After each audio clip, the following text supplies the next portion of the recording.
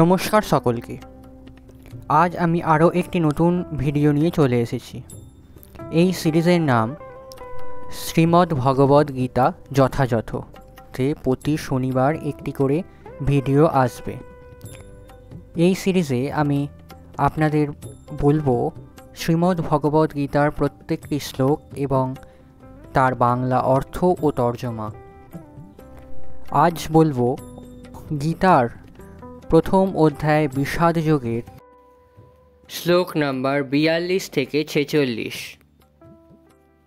শ্লোক নাম্বার 42।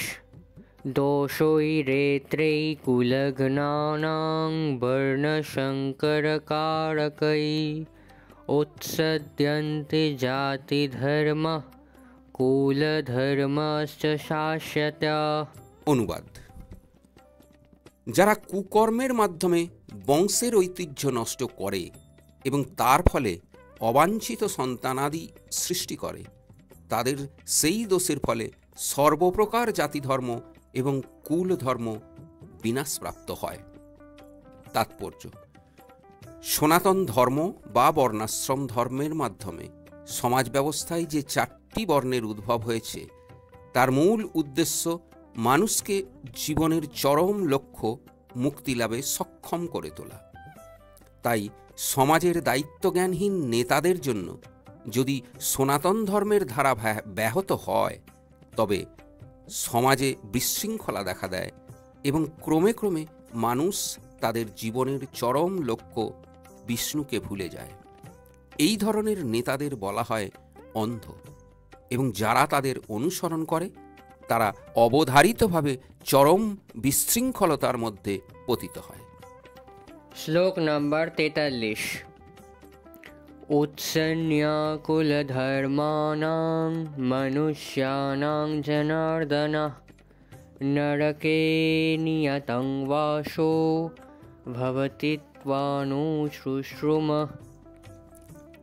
অনুবাদ: হে জনার্দন, আমি বংশ পরম্পরায় শুনছি যে যাদের কুল ধর্ম বিনষ্ট হয়েছে তাদের নিয়ত নরক বাস করতে হয়।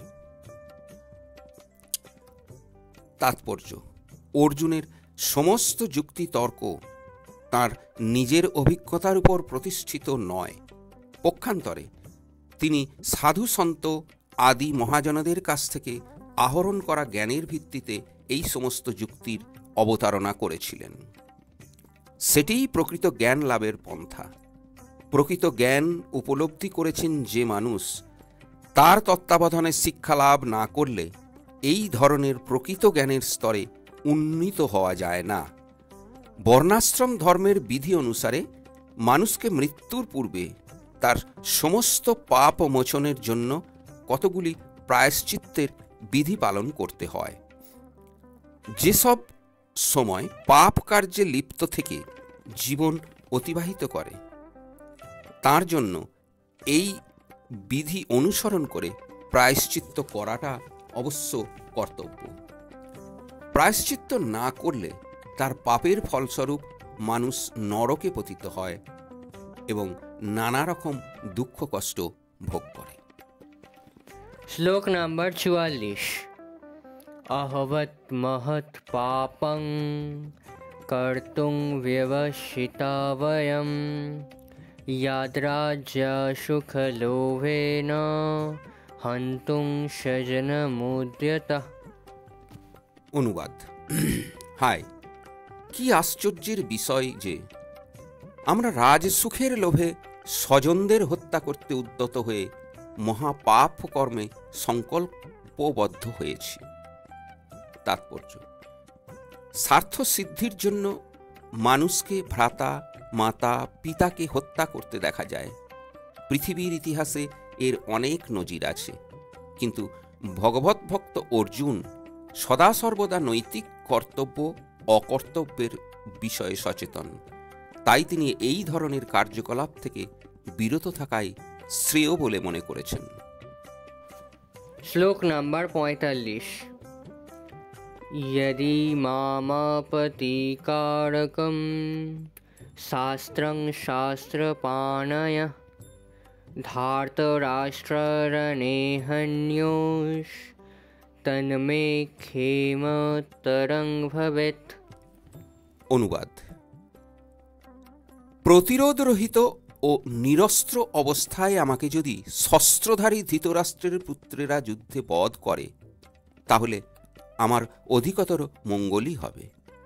তাৎপর্য: ক্ষত্রিয় রণনীতি অনুসারে নিয়ম হল, শত্রু যদি নিরস্ত্র হয় বা যুদ্ধে অনিচ্ছুক হয় তবে তাকে আক্রমণ করা যাবে না।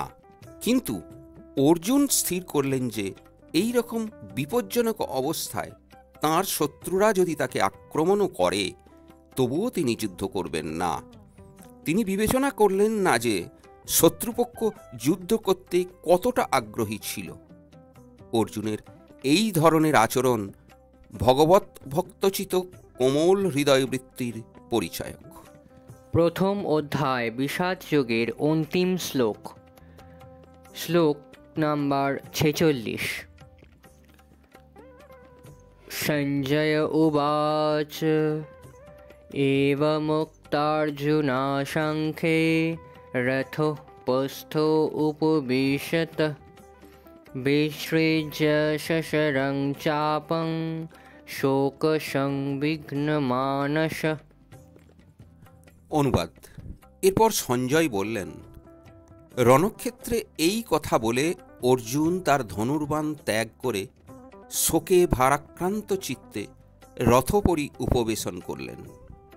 তাৎপর্য: শত্রু সৈন্যকে নিরীক্ষণ করতে অর্জুন রথের উপর দাঁড়িয়েছিলেন, কিন্তু তিনি শোকে এতই মুহ্যমান হয়ে পড়েছিলেন যে তাঁর ধনুক পরিত্যাগ করে তিনি রথের উপর বসে পড়লেন। এই ধরনের দয়ালু ও কোমল হৃদয়বৃত্তি সম্পন্ন ভগবত ভক্তই আত্মতত্ত্বজ্ঞান লাভ করার যোগ্য। আজ এই পর্যন্তই। ভিডিওটা কেমন লাগলো অবশ্যই কমেন্ট করে জানাবেন। ভিডিওটা ভালো লাগলে চ্যানেলটা সাবস্ক্রাইব করবেন, পাশে থাকা বেল আইকনটি প্রেস করে দেবেন, লাইক, কমেন্ট এবং শেয়ার করবেন। সম্পূর্ণ ভিডিওটি দেখার জন্য অসংখ্য ধন্যবাদ।